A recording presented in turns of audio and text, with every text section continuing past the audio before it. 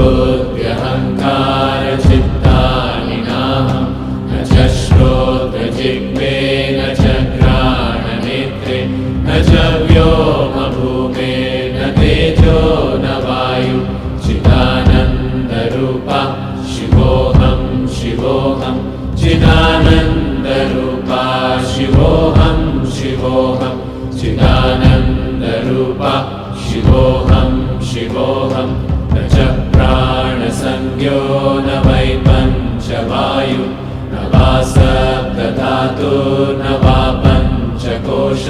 न वा पाणिपादं न चोपस्थपायु चिदानन्दरूपा शिवोऽहं शिवोऽहं चिदानन्दरूपा शिवोऽहं शिवोऽहं चिदानन्दरूपा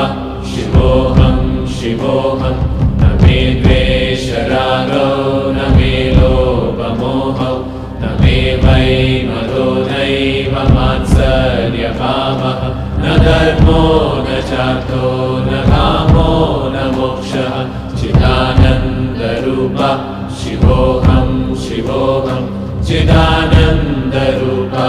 शिवोऽहं शिवोऽहं चिदानन्दरूपा शिवोऽहं शिवोऽहं न पुण्यं न पापं